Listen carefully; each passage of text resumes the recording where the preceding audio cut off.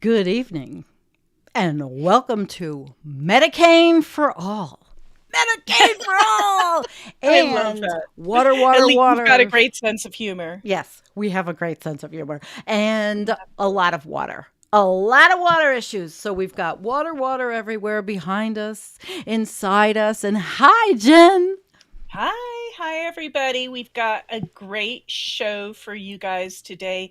We're actually going to dive right into the flood in Greece, Turkey, Bulgaria after record rainfall triggers catastrophic floods. So this is from floodlist.com.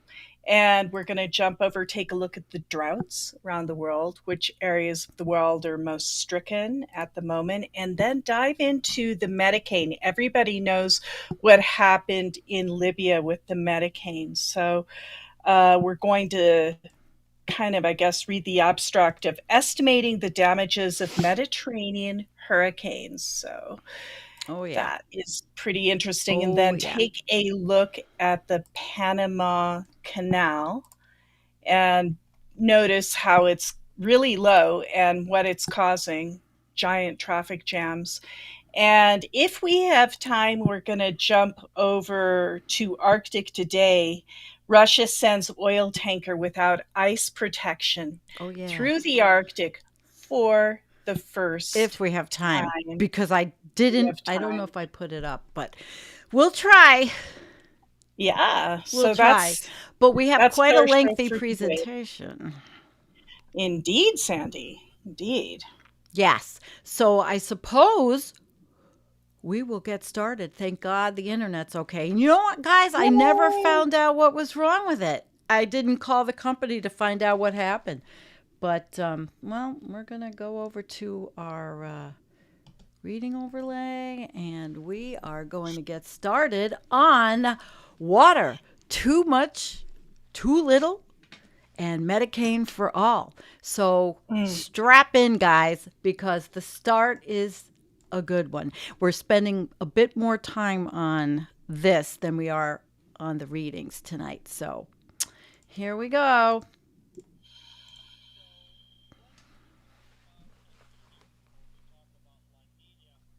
Up, wait.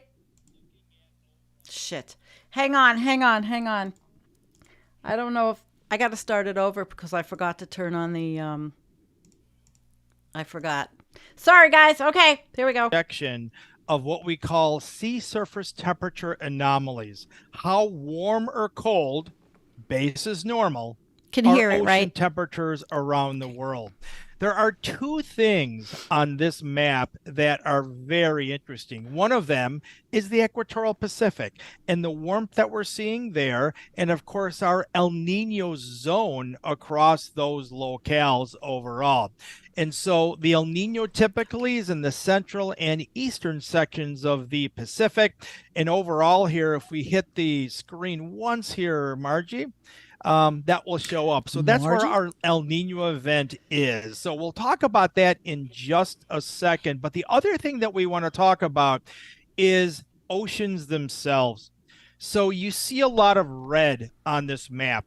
This is basis a 10-year normal. And you see a lot of areas 2.5, 3.5 degrees Celsius above normal. The map that you're looking at here, no one has ever seen a map like that. If you look at the global oceans, we've never had warmer oceans ever. And this is going back hundreds and hundreds of years. And so that tells us a lot as to some of the trends that we've seen. So these are looking at, if you average out all the global ocean temperatures, this is looking at all areas from starting in 1982 to now. So if you average out the global oceans and you put a data point in there every day, we start out on January 1st, go to the end of December, and this is the data point in every day over this, basically 40-year period overall. The levels that we have right now, which is the black line on top, we have never seen before. Much warmer than last year, much warmer than the year before. And over the last 5 months or so, the levels have been unprecedented on a global scale. Why do we care about this? We care about this because this is the fuel, this is the driver that brings the extreme weather events to the forefront that affect agricultural, that affect energy, that affect people on a global basis. The extreme weather events that we've seen accelerate for many decades, accelerating even more this year, then that is because of global ocean. That's where the crux of the situation is. And that's why we've had so many more, extreme weather events, and that is accelerating because of the ocean temperatures, again, which are unprecedented. Let's now If, talk up. yeah, if I could just ask a question, and I know that you guys make a lot of insights based on data specific to these sea surface temperatures. Can you share with the group how is that data collected? So that data is collected primarily by satellites. And so it didn't used to be satellite, but since about 1979, the sophistication of the satellites that we have, they take, measurable readings in every location around the world, and it's extremely accurate data overall. So the data that we get from ocean temperatures, it's satellite derived. And over the last 35, 40 years, those satellites are really sophisticated. And so not only the data, at the surface, but the satellites can actually look down, 50 meters, 100 meters into the surface and look at temperatures at those levels too. But it's all satellite derived. Excellent. Okay. Thanks, John. Sure, welcome. So now let's get to one of the topics of today, the El Nino event here overall that we've been transitioning into. So this is a look at the last 10 years, in that area that we looked at in the equatorial Pacific. Overall, here you can see the oscillation that we tend to have. El Nino, warm water temperatures across that area of the central and eastern Pacific. La Nina, colder than normal water temperatures. This is a crucial year. So the last 3 years, we were in a La Nina event. And within a La Nina event, that's colder than normal water temperatures in that zone. This is a year of transition. We started out with La Nina conditions, and now we're in moderate El Nino conditions. And it looks like we're going into a very strong El Nino event by the end of the year and into the early portion of 24. So what are some of the implications? We call this a redistribution of overall weather trends. So the fact that we're in La Nina for the past 3 years, now we're going into El Nino, that changes things during this transition year. So if we look at this, there are some areas due to trade wind patterns across areas of the Pacific, you have reduced dryness risks in much of the Americas. Argentina, southern Brazil, much of the US has reduced dryness, and that has been the problem over the last 2 or 3 years. On the other side of the Pacific, though, we have increased dryness risk. The last 3 years, the risk was really flooding across areas of Australia and Indonesia, places like that. Now with this transition, going forward into next year, areas like Southeast Asia, India, Indonesia, Malaysia, Australia have increased dryness and heat risk over the next year at least. So this has been a transition. We call this kind of a weather risk transfer, if you will, with reduced dryness in the Americas, but increased problems with dryness and heat in areas of Asia. Yeah, so what you tend to see in a lot of these areas is this transition takes place over a period of time, 6 or 9 months. So we're just going through that transition. Areas that have gone into a dry mode lately, Australia, Indonesia, very dry over the last 6 weeks. And typically that works northward up into Southeast Asia and eventually into China. But it's kind of one of the last areas where you tend to see that transition here overall. And that's true, Ken, is that the volatility that you tend to see is it tends to be enhanced enhanced, or areas that get rain get very heavy rainfall over short periods of time. And then when you tend to go into a drier or hotter mode, then you tend to see, much, extreme heat and very dry conditions across those areas. So not only do you have this transition, a risk transfer, if you will, but then you also tend to have a lot of volatility within that.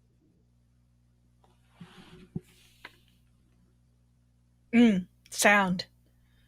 Now that we heard him, John Davis is he's a chief meteorologist, Everstream. What he is he works with risk managers, and that clip was from a farm site. They're all in the farm industry in the United States. So he does obsolete optics, the volatility of everything for risk analysis. And here's a big risk: water in the form of flooding, which is a killer. And that's Libya. Unbelievable. Yeah. Unbelievable. Unbelievable what the ocean can do and what rain can do. It is, isn't it? Well, anyway, we'll move on, and this is what Zoom Earth. That's what it looked like. That's the Medicane for at least there. Look at that. Smacked it right there. Boom. Yeah. One more time. I like to do that. Look at that. Intense. Really intense. So that's what started that whole mess. And this is kind of what it looks like on the ground. راهم الناس حاصلين. الناس حاصلين في حشانهم قاعدين فوق السطوح. الله يرحم والديكم، الله يبارك فيكم. بداية استغاثة. الناس راح حصلت معاش عرفت كيف تطلع، معاش عرفت كيف تطلع.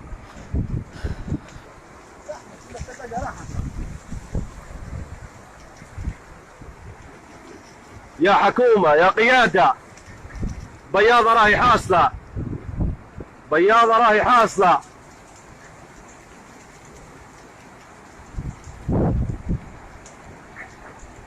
الناس راهي حاصلة في حواشينها، معاش عرفت كيف تطلع. وكان It's scary.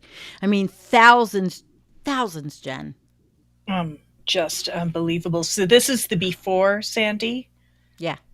And they were talking about, I had read one article where they were talking about, people were talking about hearing people underneath and not being able to get to them. Babies cry. I mean, just horror upon horror. So bad. Yeah. I mean, and it's happening everywhere, but this is the worst. I mean, this is the worst. And their infrastructure, Reuters had an article about what made Libya's flood so devastating, which I don't think I pulled up because we're talking about it, but there's a lot of reasons, obviously. Infrastructure. Well, mostly was those two dams that failed on the same creek or river.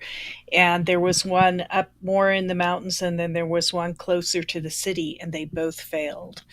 And they both hadn't been maintained. But at the other side, Libya doesn't get like 18 inches of rain in a day or something, ever. No.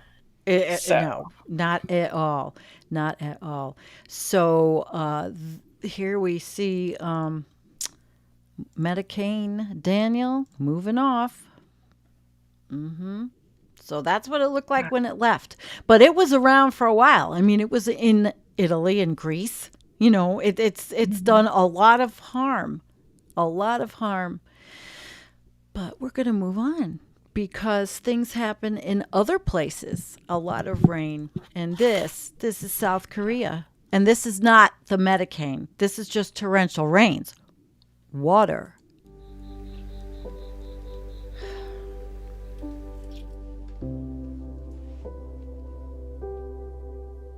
내 자식 같은 수박이 한 열흘 뒤면 출하를 해야 되는데 이렇게 다 썩고 있어요. 그래갖고 내년 농사를 어떻게 져야 될라나 모르겠어요.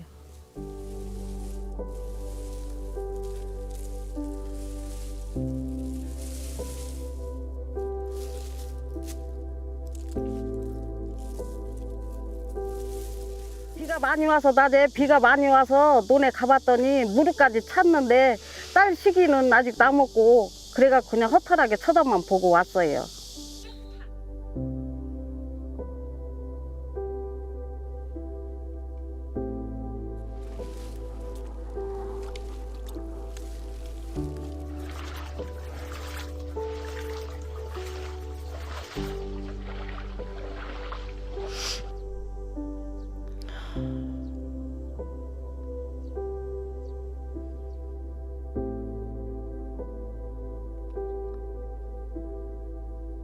지금 날씨가 너무 비가 많이 와서 걱정이고 또 비 온 다음에는 너무 폭우가 아니 거의 그 뜨거워갖고 너무 힘들고 그래갖고 농사 지을 그런 희망을 잃고 있다고.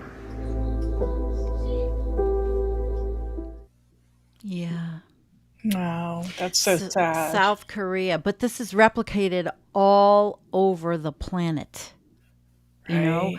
and from all of these, it's the warm sea surface temperature. And right now, Hurricane Lee, is moving its way up to Nova Scotia, but the ocean gets cooler as it goes up, and I think it moved off to the west. Yeah. If it had gone to the east. Last I saw, it started to kind of dissolve. It had lost its eye and sort of became a big swirl rather than a tight little hurricane. So hopefully nothing bad will happen. Well, it's still gonna hit. It's still gonna hit. But so this is from our buddy George Sakralitis. This is not weather. This is the climate apocalypse. These are new, extreme, next-level catastrophes none of our ancestors over 200,000 years of Homo sapiens history have ever witnessed. Our civilization is simply not made to withstand this. What do you think, Jen? Absolutely. So true. You know, we've never seen these things before, and now it's happening weekly or daily. Yeah. And look at the graphic, it's the cars, it's the fires. But, tonight we're pretty much sticking to water. But now we're going to move on to our meteorology, climate, whatever you want to call it, section of the show. And this one is a little ditty of the NASA animation of global temperature anomalies, which you all learned about from Rosh a couple of weeks ago, since pre-industrial time. And it's really interesting. It's a different kind of graphic that we're used to looking at. Look at how that goes.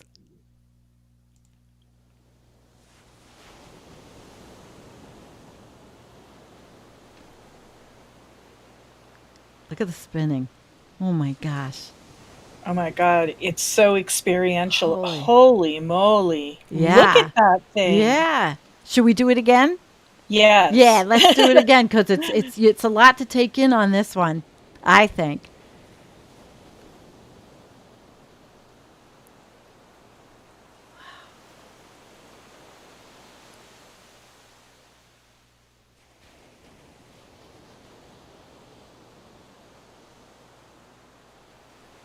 Yeah, look at that.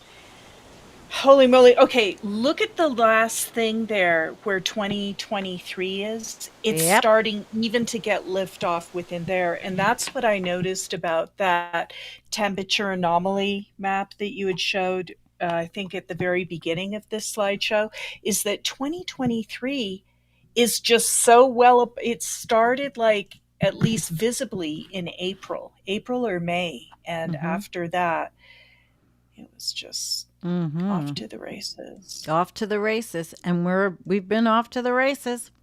And it's been hot. And this is the warming trend summer. Here we go. Notice? And Jen, you'll talk about this. We watch it a couple times.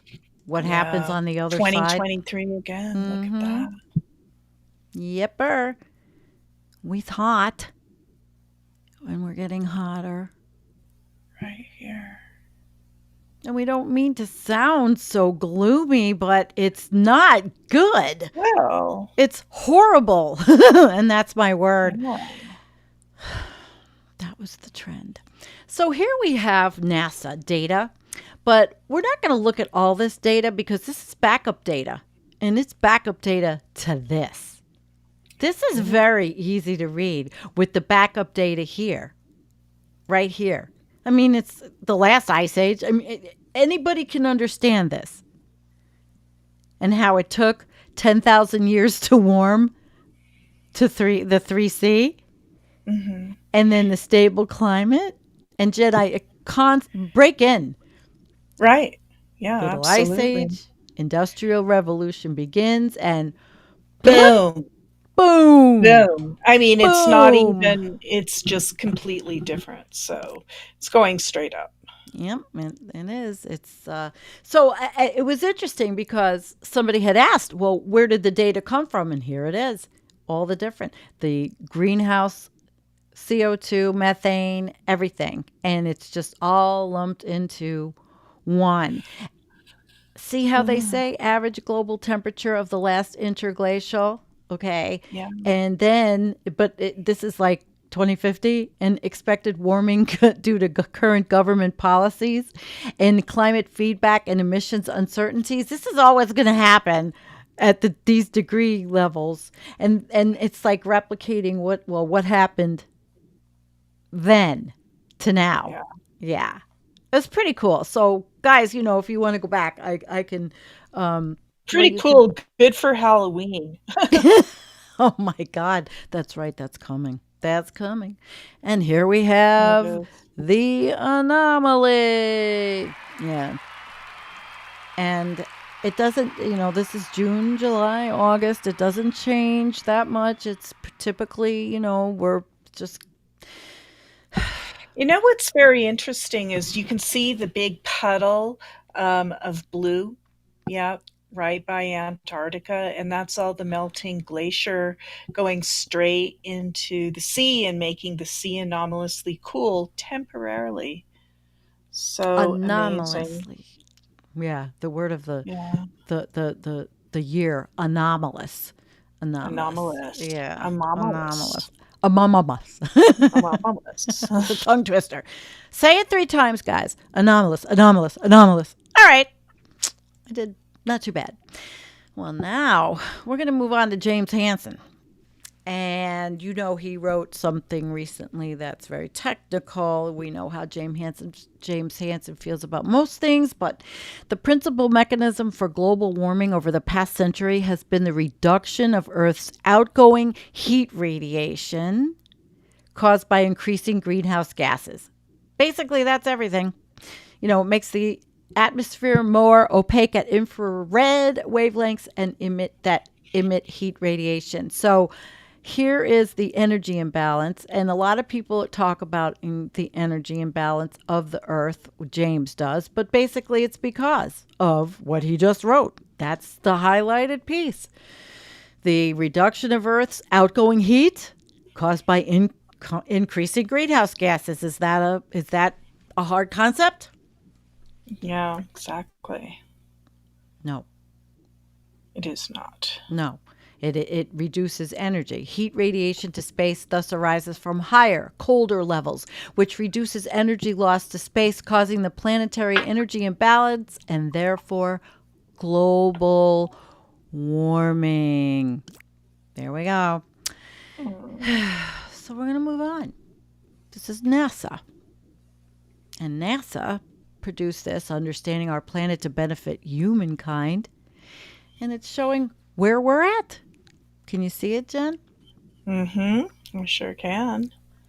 Up on carbon dioxide.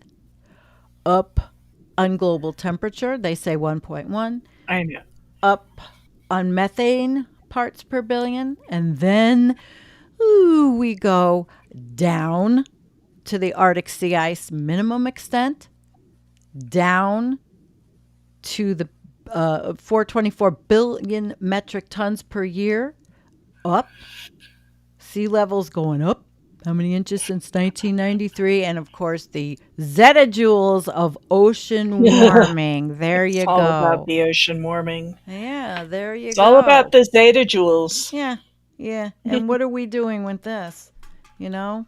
I mean, it seems like, it seems like. But I mean, it seems like it's repetitive what we talk about, but it's, it's not.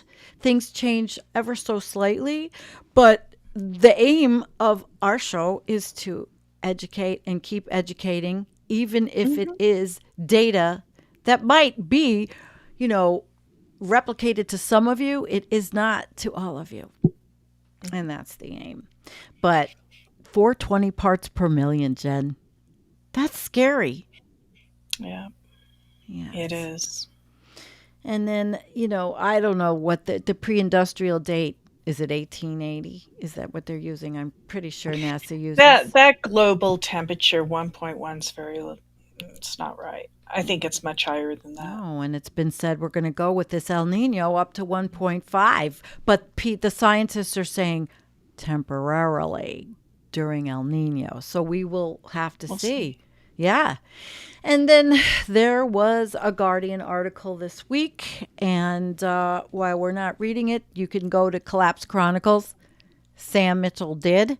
And this is Bill McGuire, climate scientist. I hope I'm wrong, and others may see things differently, but I'm expecting effective societal collapse by mid-century and planning for my partner and I and our kids accordingly. And I think we all should be doing that, no matter how, no matter what's happening out there. And, like I always say, local, work with your local environment, area, people, do what you can. Because do you think things are going to get better, Jennifer? No, I do not. This thing has way too much momentum, and the population continues to escalate on Earth. And, when we get up to about 10 billion people, how do you think the planet that's already just struggling under the weight of all of this right now our biosphere is crumbling. And we're seeing the results of that with all these abrupt climate change events, Yeah. And that's why Earth, well outside, safe operating space for humanity. And that, scientists find first complete scientific health check shows most global systems beyond stable range in which modern civilization emerged. Thank you, Bill. Yeah, it's pretty heavy duty when these scientists are saying this. It is. I mean, Peter Kalmus is screaming at the top of his lungs that we need to change. And even if is it too little, too late, we're not going to speculate, but we're going to move on. Because now it's still water. And now we're going to the Panama Canal, which is low. And of course, this is not the first time. I covered this years ago, I think. It's been something that goes on. And it's a water issue, but it's a supply chain issue. And it's an issue of, are we going to starve? No. I know that's terrible. I shouldn't say it. But we've got a good clip here. So listen and learn. One of the world's biggest traffic jams isn't on a road or highway. It's at the Panama Canal. By the end of August, a backlog of more than 200 ships waited for weeks to pass through the waterway. Some were stalled for more than 20 days. We handle about $600 billion worth of merchandise through the Panama Canal. And this vital trade route is at risk. The cause? A historic drought. The delays are rippling through the global economy as lower water levels cut into shipping times and bottom lines. Here's how the Panama Canal is adapting to a drier planet, and what those changes mean for the global supply chains and industries that depend on it.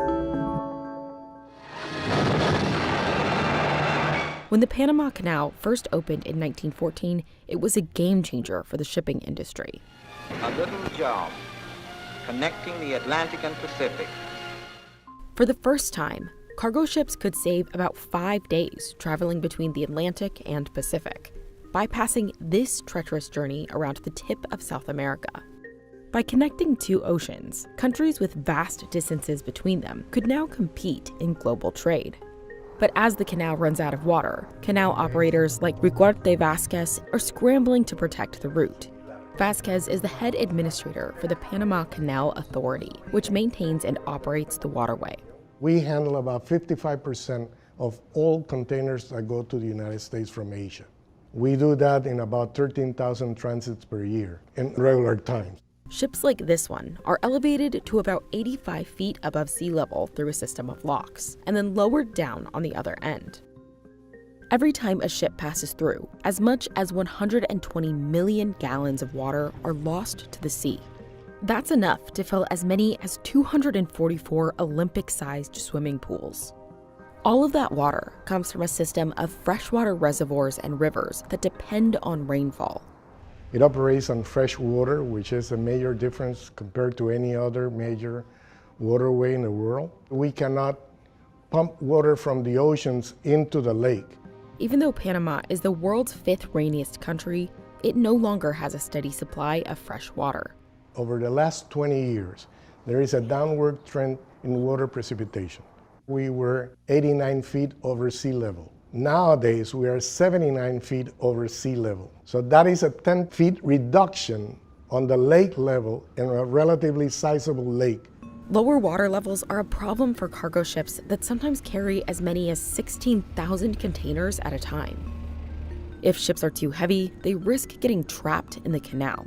We have to introduce draft restrictions, which imposes that every vessel has to come lighter or with less cargo in order to sail through the Panama Canal. A ship's draft limit is the minimum depth of water a vessel can safely navigate. This decides how much cargo a vessel can carry without getting stuck. As drought conditions worsened over the summer, the waterway reduced its draft limit from 50 feet to 44.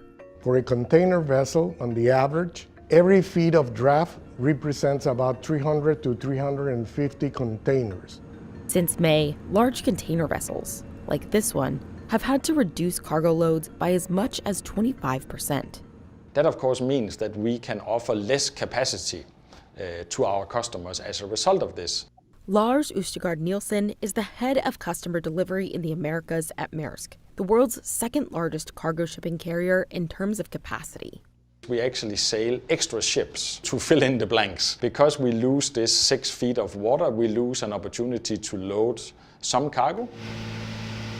Other ship owners are adjusting to the restrictions by offloading their cargo onto trains. The boxes are unloaded from ships on one side of the canal, moved by rail, and returned to the vessels before they continue their voyage. But the system doesn't work for all cargo ships. If you are a bulk carrier, you take in coal, grain, there is no way to unload. So you have to come light. And you come light from origin. Then you look for another port of destination to increase your cargo and then take it to the final destination. In an effort to save even more water, the canal has limited the amount of vessels that are allowed to pass through each day. But fewer ships traveling through the canal means longer wait times and higher tolls. Shipping executives say container vessels now pay around $400,000 to cross the waterway. That includes a freshwater surcharge of more than 10%, meaning the lower the water levels, the more shipping companies have to pay. So far, what we have tried is to reduce from 36 transits per day to 32 transits per day. So there are a lot less spaces to have an option for standby customers. Of the 30 slots or 32 slots that we offer, about 28 of them are already booked. Container ships that are able to book in advance typically aren't impacted by these types of bottlenecks. But vessels that aren't on fixed routes, like bulk and gas carriers that move cargo on short notice, face the longest wait times. The delays for these types of non-booked vessels increased 280% since June. That's according to Project 44, a supply chain visibility platform. On top of the delays, bulk carriers are also facing higher auction fees. There are now an opportunity to go into an auction where you can basically bid for getting access to these limited time slots that were not booked early. Now those auctions have gone the highest I have seen, and the highest number we have seen is a level of $900,000. To make up for the higher costs, ship owners are charging customers about $600 more per cargo container. There's no doubt that the canal is very important for global trade. If the canal was not there, then that would essentially add more cost, it would add delays. Disruptions in the canal's operations could hurt Southern Hemisphere exporters and Northern importers. Brazilian meat, Chilean wines, and bananas from Ecuador are regularly shipped across the canal. Copper from Chile and natural gas from the U.S. Gulf Coast transit the waterway too. It's also one of the fastest and least expensive ways to move grain and other agricultural commodities, which leave the port of New Orleans for China. About 73% of all the traffic passing through the canal is either headed for or leaving the United States. But shipping executives say increasing transit times and costs are leading some bulk carriers to seek out alternate routes. Vessels carrying products to customers in Asia may sail through the Suez Canal or around the Cape of Good Hope, adding 1 to 2 weeks to the journey. It's basically your products that's in break bulk or in tankers. So this could be oil, it could be natural gas, it could be grain products. For now, Maersk and other large container ship companies have no plans to divert their core shipments away from Panama. Still, executives say it's not off the table if drought conditions worsen. Yes, we have a problem. We acknowledge this will impair your operation. But in order to minimize the adverse effect of it, we are providing the information so you make the best decision based on real data on real time. The canal's future now hinges on a $2 billion plan to divert as many as 4 additional rivers into the waterway. That's in addition to the 3 rivers that already feed it. But adding new reservoirs is a costly and lengthy undertaking. New water would have to come from watersheds that are farther from the canal, requiring the construction of tunnels as well as dams. River diversions also put pressure on the region's limited water sources, which support over 2 million people and the surrounding rainforest ecosystems. Ultimately, canal operators are working to maintain a balance between the water needs of the canal, the environment, and Panama's growing urban population. We have to make provisions to supply fresh water for water consumption well in advance economic growth and population growth. There is a slight competition between water for transit and water for human consumption. The Panama Canal Authority is also investing in new infrastructure outside of the waterway. We are thinking about roads, we are thinking about storage facilities, we are thinking about complementary services to be provided for cargoes that can wait in Panama to find the final destination. These changes were meant to be carried out over 25 years, but administrators say drought and changing weather patterns has cut that timeline down to 10. Canal operators see this crisis as an opportunity to fast-track critical infrastructure build-outs. The opportunity is now because there is a high level of awareness of the situation. People have a sense of what the value of not having fresh water means. Okay. It's pretty rough stuff. Pretty rough stuff. And I included it because this is all about water. And the Panama Canal is the hub of trade. And Yes. you know, Jen, the other article, I'm not sure if I'll pull it up or not, but that's where the Arctic is starting to come in because it's melting. Right. Russia's That'll on- be the new Panama Canal. Yeah, he's sending stuff through with no icebreakers right now. Oil. There's a lot of, issues with that. So anyway, here, and we're going to go over this whole website, but this is a legend that shows the dry and wet conditions, the different conditions all over the world. And it looks, we've been seeing so much rain, but Jennifer, doesn't it look like it's drier than rainier? It does. And this is now. And look at natural. There's a lot of different information centers that go into making this particular kind of graph map to show you. I mean, I can look at where I live and see the blue through this, and we have been. So it may not be that unusual, but it's just a snapshot, right? So what we're going to do now is we're going to move on because, well, we've talked about the Panama Canal. We're talking about trade. We're talking about farms. It's all in one. It's food. It's water. And water is life. What did we learn during Standing Rock? Water is life. That's right. Yeah. So here we go. This is pretty good. Now, this is the risk guy. Ken Zuckerberg, he's not any relation to Facebook. He's a lead industry analyst for the Farm Supply, Biofuels, and Agriculture Technology section in CoBank's Knowledge Exchange Research Division. And so these are the guys that talk to the farmers. Okay? And here we What's amazing is there have been probably 20 or 25 1-in-100-year events since then. So either the actuaries are wrong, property values are much higher and distorting it, the climate has changed, or all of the above, maybe. But what I think is so interesting is when you said that every basin in the world has had a Cat 5 this year.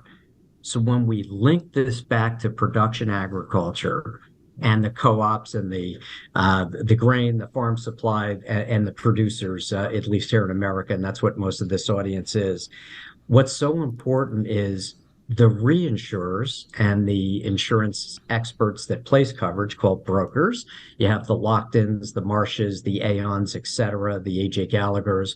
When they look at this situation and they hear you with the Cat 5s popping up around the world now in every region, this is not a one-year event. I think this is a sea change, no pun intended. And the problem then becomes that the nature of risk, the increase in severity is happening while the increase in frequency is happening.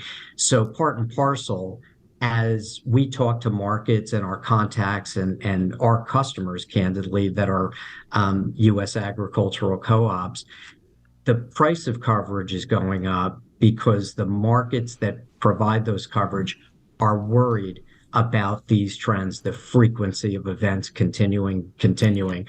I think the science behind it is certainly, folks will probably have questions as to what might reverse, if anything, the sea surface temperatures. But where I sit and I take a look at this is we have a lot more activity, a lot more risk, and notwithstanding volatility in commodity prices, is that word? We will probably see insurance as being one of those critical inputs that we'll have to really budget for, think about, and model when we assess company risk. Yeah. So it's all about risk. And it's risk for the farmers, and this is United States centric, but here's Wisconsin. With extreme weather like drought and wildfires making national headlines throughout the summer months, the new head of Wisconsin's climatology office says there is no doubt extreme events are becoming more common. Steve Vavris recently took over as official director of the Wisconsin State Climatology Office after serving in an interim role since the start of the year. Among the office's main duties, sharing climate data with farmers to help paint a clearer picture on statewide trends, including heavy rainfall events and long-term drought. It is important to make sure we separate whether this is anecdotal or whether there's evidence to back it up. And we have plenty of evidence to show that extreme weather has become more common and more expensive. The office's data on precipitation, totals, temperatures, and more dates back decades now. According to Vavris, that's a practice the office plans to continue tracking. Vavris has lived in Wisconsin and worked for UW-Madison since he was a grad student back in 1990. He also holds leadership roles with the University Center for Climatic Research and Wisconsin Initiative on Climate Change Impacts, which predicts potential future impacts of climate change. And all of this goes, around. It's all connected to the supply chain, to the Panama Canal, to droughts, to too much water. It's all connected. Mm-hmm. And check this out. This just happened yesterday, guys. This is send your kid out. Yeah, in Atlanta yesterday. Send your kid out to college for this. Bro, I didn't record this for something, bro. Like, there's no way. Our whole building is just flooded. Her foot is stuck in the door. The fridge is against the door, so we can't push it out, bro. And she fell when all, bro. Yesterday. Everything. They said 4 inches of rain fell in like 15 minutes in Atlanta. And it was, So that's what college kids were dealing with. And this is what it looked like in certain places, parts of downtown. It says 3 hours of rain in 15 minutes. I think... I don't know what that means. I think maybe 3 days of rain in 15 minutes. I copied typo it. Or something. Yeah, I copied it, and then I looked at it and thought, well, wait a minute. And I didn't have time to look up the statistic. But this is Atlanta, I mean, shit's happening everywhere. It's not just, Okay, so we're going to move on. And we're moving on to Scientists Rebellion and their new little clip.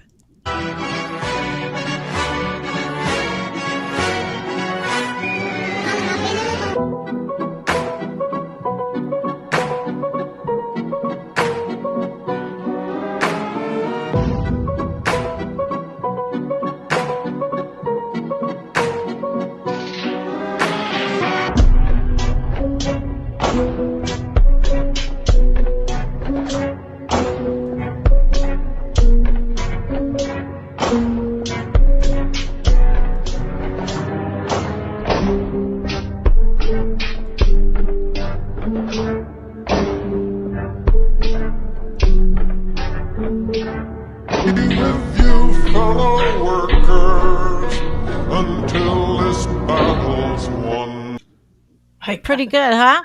Yeah. Yeah, they did a good quickie.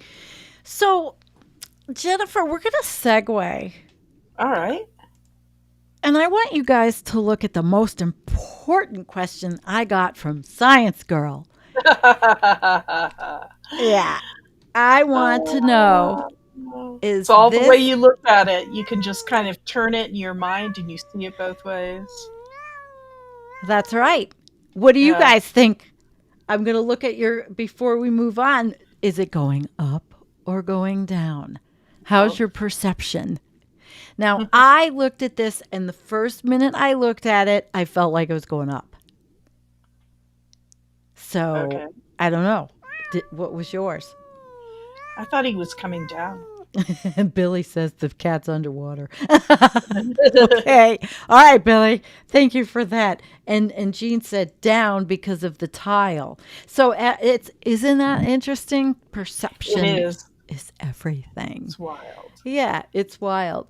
Well, that was our presentation, and I hope you guys got a lot out of it because we segued, but really the flow was to show you what's happening with water.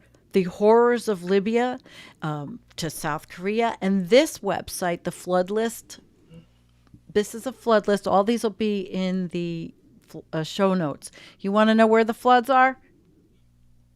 This one. And the articles are all over the world.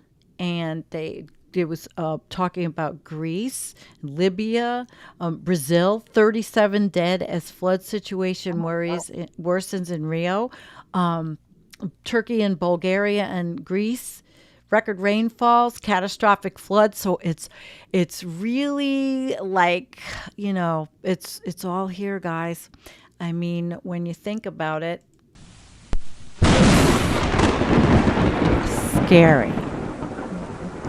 But, Jennifer, this is water. And it's the floods for me, what's happened,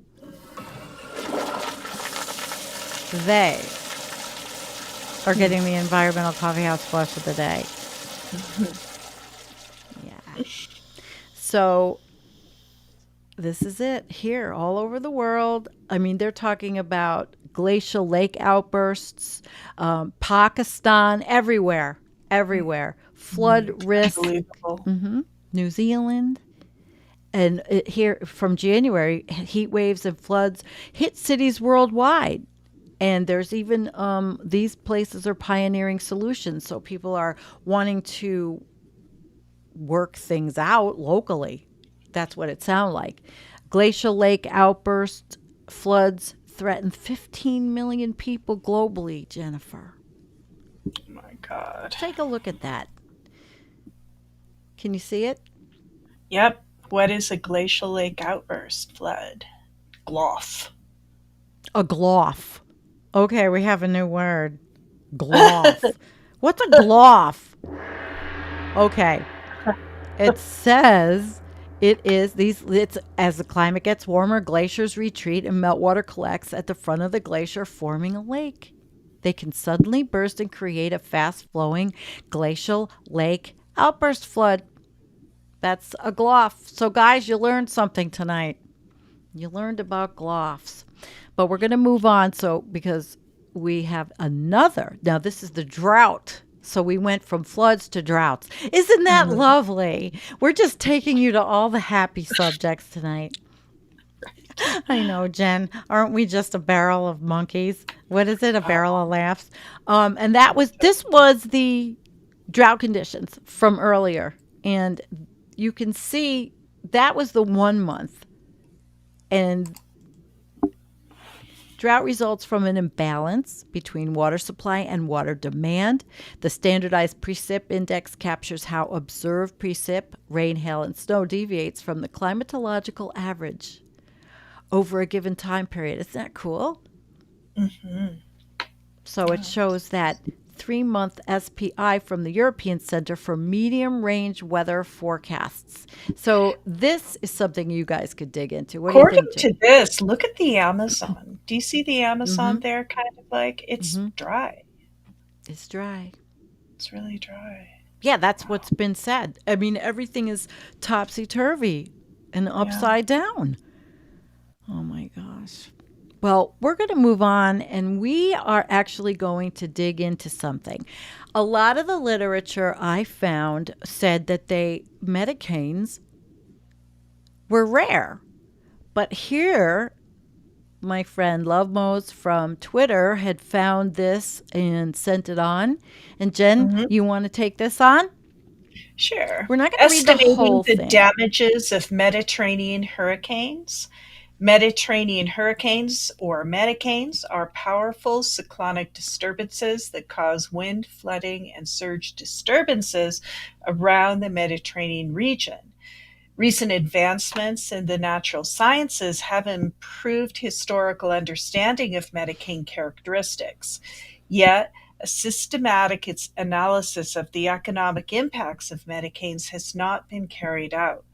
This paper, we analyzed 62 years of newly analyzed historical Medicane tracts to characterize landfalls across space and time. We match historical landfalls with local socioeconomic characteristics. Using a cyclone damages function, we estimate historical Medicane losses. We find that Italy suffers the highest expected damages from Medicanes at $33 million annually. Scaling by location, size, Mediterranean islands are most at risk. We also present findings on landfall characteristics and calculate the return rate for storm damages. These findings are important for policy, especially with regard to Medicane warning systems and adaptation decisions for wind surge and inland flooding. And I think we should go down and read a little bit about the intro. Okay. Yeah. So the intro, Mediterranean hurricanes, commonly known as Medicanes, are strong cyclonic windstorms occurring in the Mediterranean Sea. While relatively infrequent, Medicanes are destructive nonetheless, as 18 countries with more than 126 million in coastal population from 3 continents border the Mediterranean Sea. Additionally, the Mediterranean Sea experiences high cyclonic activity, leading to potential rapid formation storms. However, despite the risks, a systematic analysis of economic damages from the Medicanes across space and time has not been attempted. Understanding the risks posed by Medicanes is fundamental to create better policy and risk reduction strategies. Medicanes, categorized as mesoscale cyclones, are physically similar to tropical cyclones. Both types of storms gain strength through vertical heat transfer between the ocean and upper atmosphere. Thus, strong vertical temperature gradients are important. In addition, both types of events produce cyclonic wind patterns that, when fully developed, exhibit well-formed eye wall with turbulent wind and clouds rotating outwards in a spiral formation. Winds reaching hurricane force, in addition to storm surge and inland flooding from intense precipitation, can cause harmful destruction. However, given the similar geographic extent and cooler water temperatures of the Mediterranean Sea relative to tropical waters, Medicanes are, on average, shorter-lived and smaller than tropical cyclones in other parts of the world. Reporting in the popular press describes Medicane damages from strong winds, storm surge, and flooding. However, no research has systematically analyzed Medicane losses across the ocean basin.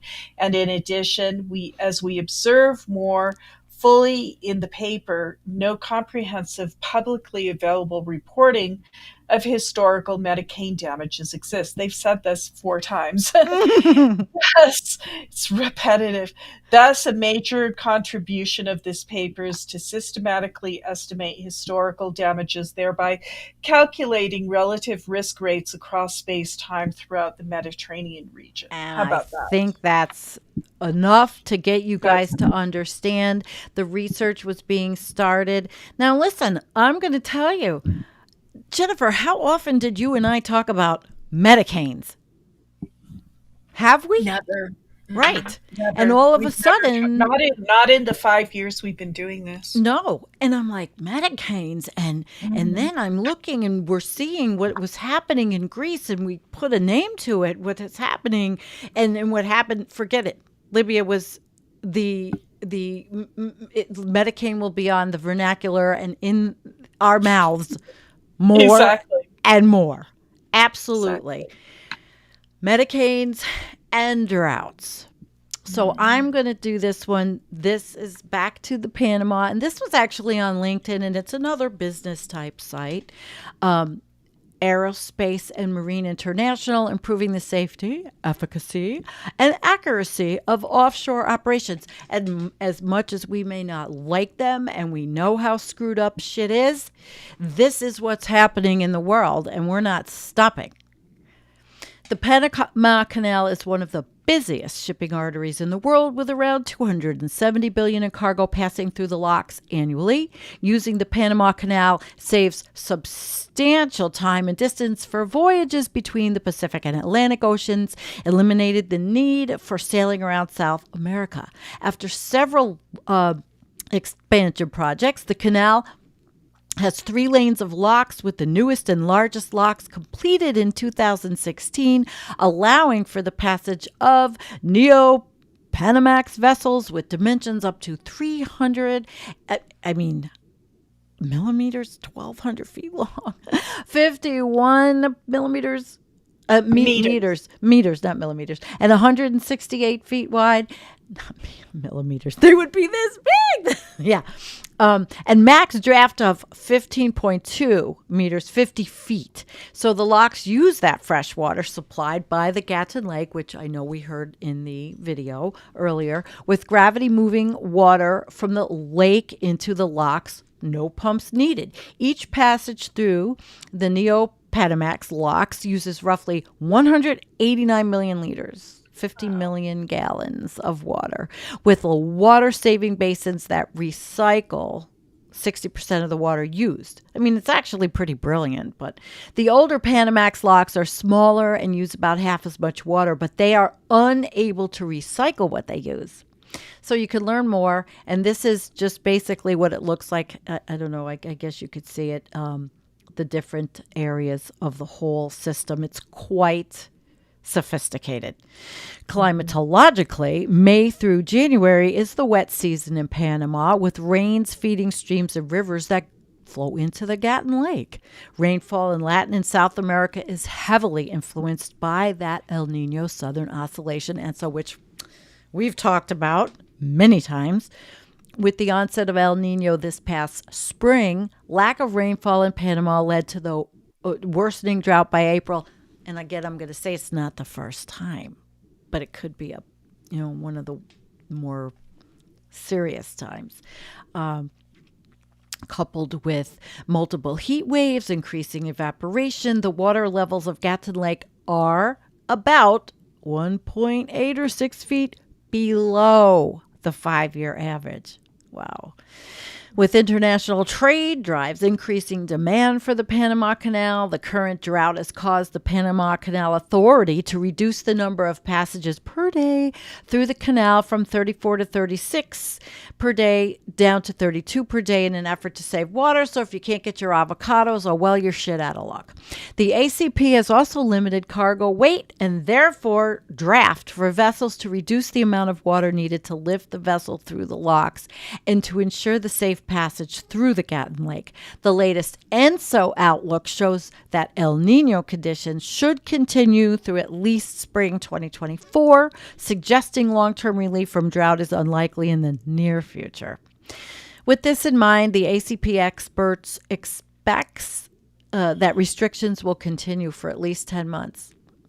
The weight restrictions have exacerbated delays as vessels move to unload cargo before transitioning the canal.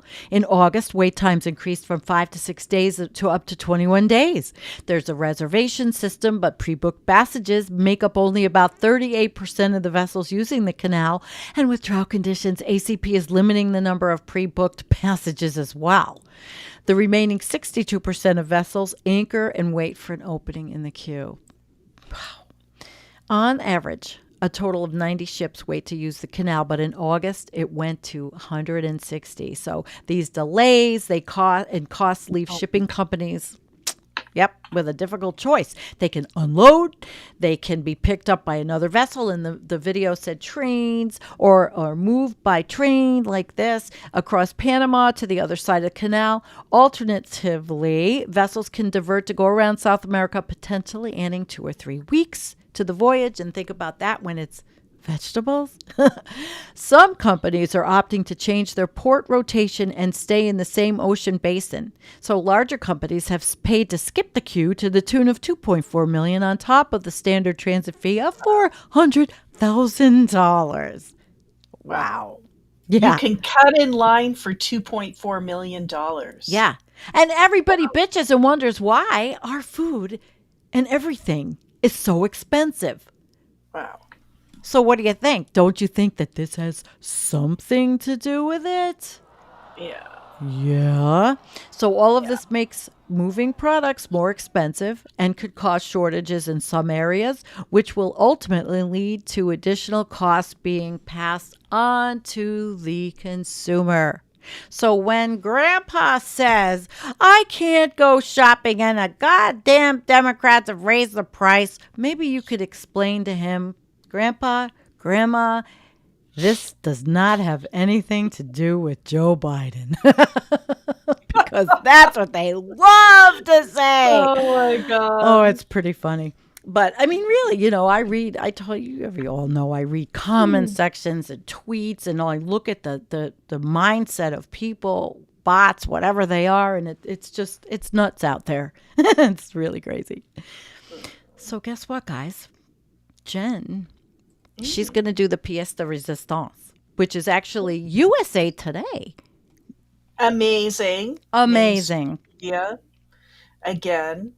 Right. So let's go ahead and get started with this very doomy article from USA Today out just day before yesterday, September 13th. How close is Earth to becoming unlivable?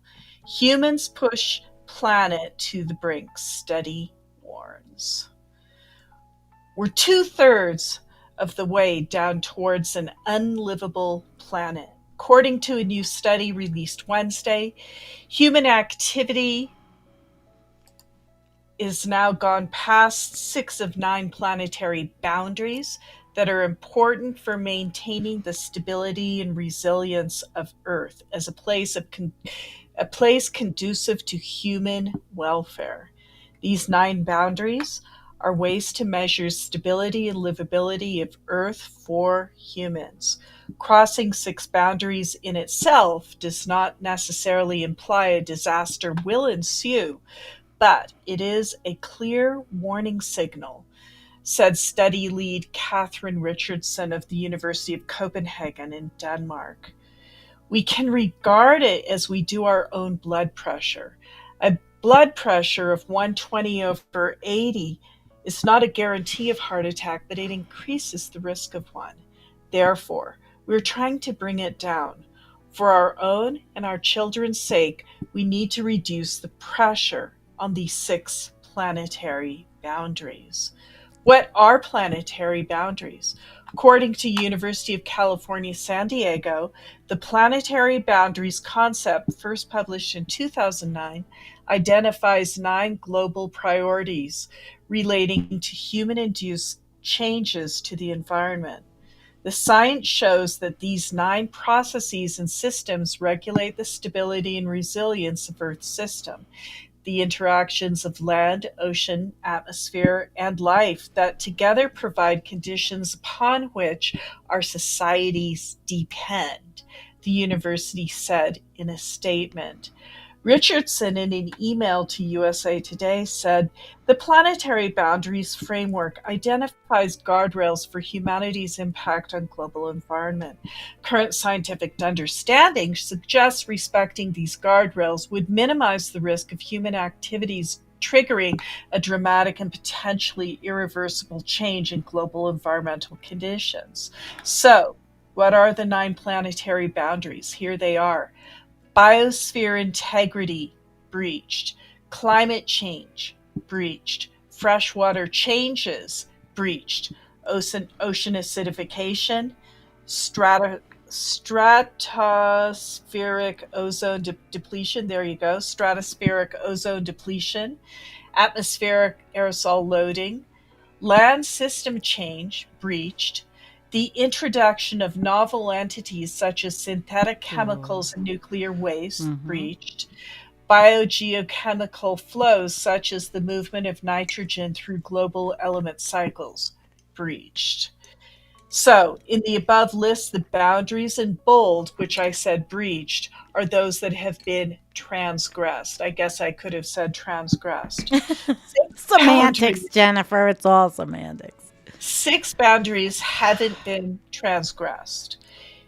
In the new study, Richardson and her team of researchers suggest that 6 of the boundaries have been transgressed. 6 boundaries have been transgressed. They say that 3 remain: stratospheric ozone depletion, ocean acidification, which is nearing the boundary condition, and atmospheric aerosol loading, where the boundary has been breached in some regions.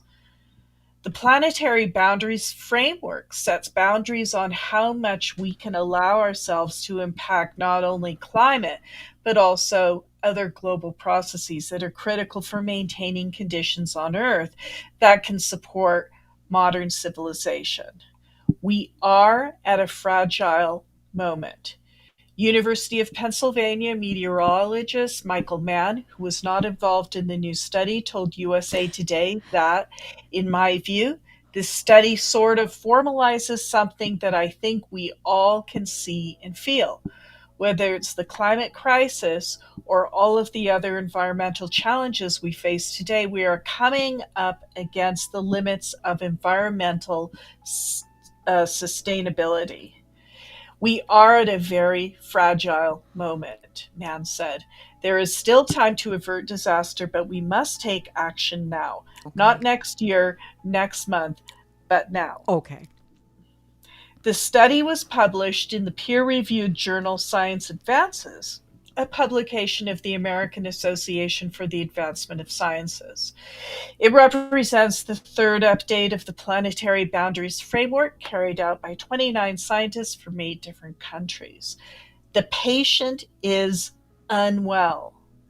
This update on planetary boundaries clearly depicts a patient that is unwell. As pressure on the planet increases and vital boundaries are being transgressed, said study co-author Johann Rockstorm, director of Potsdam Institute for Climate Impact Research in Germany. We don't know how long we can keep breaching these key boundaries before combined pressures lead to irreversible change and harm.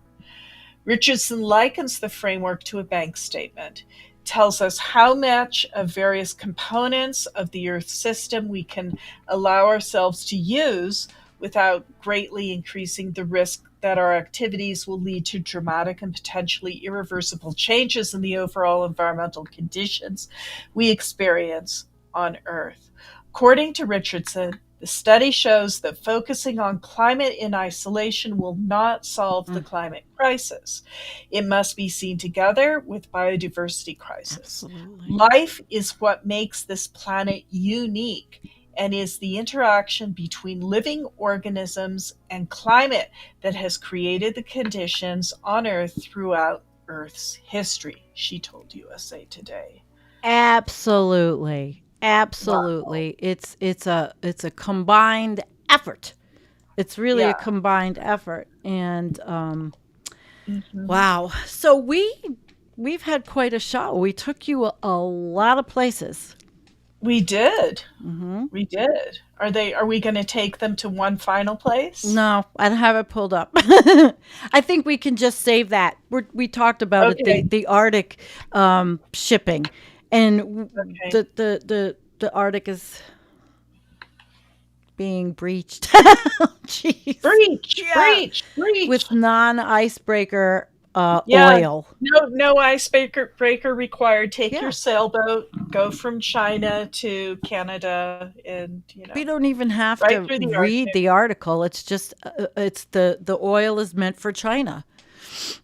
And it's going from Russia, and I'm sorry about sniffing. I am full of allergies, and it's a bit crazy. Let's look at a couple of comments, Jen, before we end. Absolutely. Let's see. I had a couple up. Shipping product across the world purely because of cheap labor, cheap energy has to end. It creates massive pollution. Bunk fuel is the dirtiest form of diesel that empowers these ships. Right on, silly Wonka. True. And intelligent technological life is a danger to itself and the biosphere from which it arose. Hobbyist.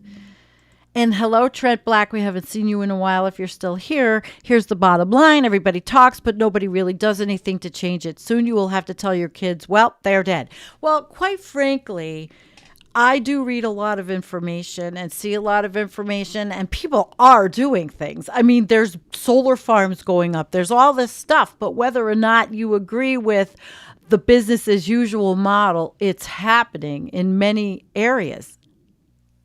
I mean, it is happening. It's just not being, it's not all together in one place. It's not reported on because it's so political. And it is controversial, to talk about all that. What do you think, Jed?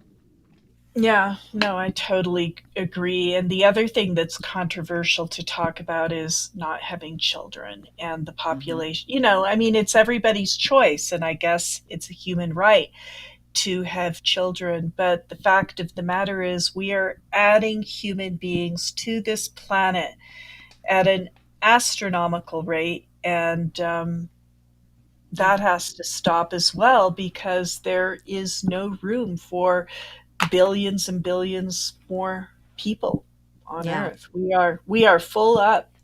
baby. Full up. All right. Well, I think it's Tony's birthday. Happy birthday, Tony. I don't happy know. birthday, Yeah, I Tony. don't think I have happy birthday to you, but I'm pretty sure it's your birthday or it's going to be your There you birthday. So go. there you go. We're giving Tony some love. Happy birthday. Let's see. Looney Tunes is also happy birthday. 28 today. Birthday. And Oh, a youngster. Looney Tunes probably went over to Letter Hack by now. The Letter Hack is doing story hour things he wrote, and Antonio and I were on his show last week. So if you feel so inclined to get out of the doomosphere, you can go over to the Letter Hack. Let's see. And did you know that Lake Superior is the fastest heating body of water on Earth? One of the Great Lakes. That's wild. No, I didn't know. It's off Lake Superior, not far.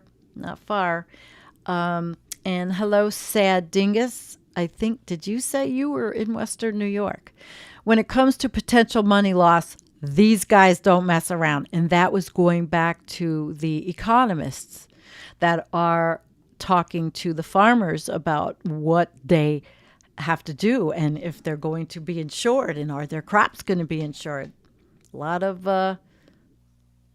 of issues in the business as usual world, and they know it's not business as usual. They know it. I've said it before. They've said it before. Okay. Do we have the comedy minute? Medicanes are what you get when Medicare doesn't cover your particular disease. That gets a flush. That's a good one. Okay, Yeah. We'll give you a little tiny flush, a little light little flush. That was good. And you don't like my music. Another downside of our addiction to fossil fuels is that it funds a handful of theocratic madmen. We're not gonna. Who's gonna argue with that? Look at the world. Mm-hmm. Every problem, every war, everything is because of what? Religion, fossil fuels, and food. Mm-hmm. In that order, probably. All right, let's see. And hello, Obsolete Optics, who is our moderator or who runs the Discord. Pears grown in Thailand, packaged in plastic, single-use cups in Argentina, sold at stores in the United States. We are so fucked. Most definitely. I mean, it's it seems ludicrous to those of us that are in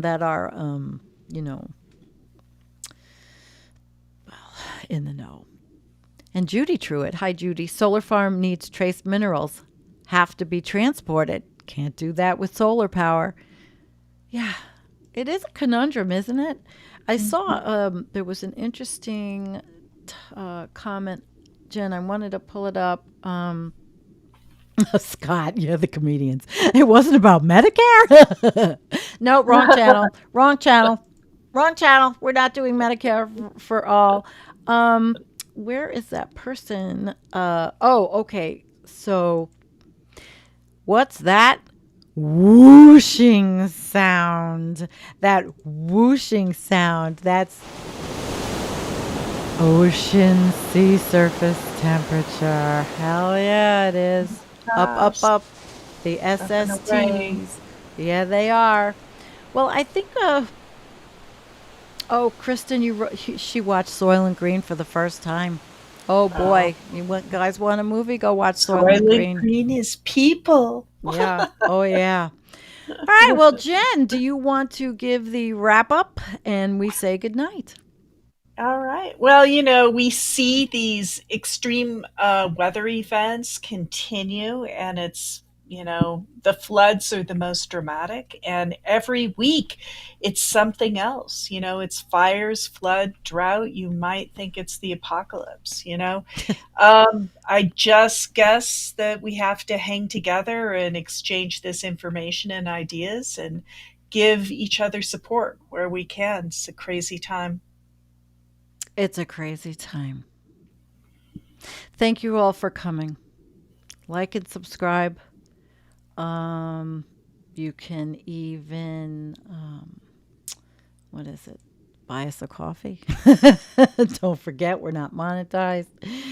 It is No, I'm not going to say it is what it is. I don't like that. Thank you. And thank you to those of you that already have. Jen? All right. And I love you too. We will see you next week. Yeah, we will. Peace, everybody. Thank you.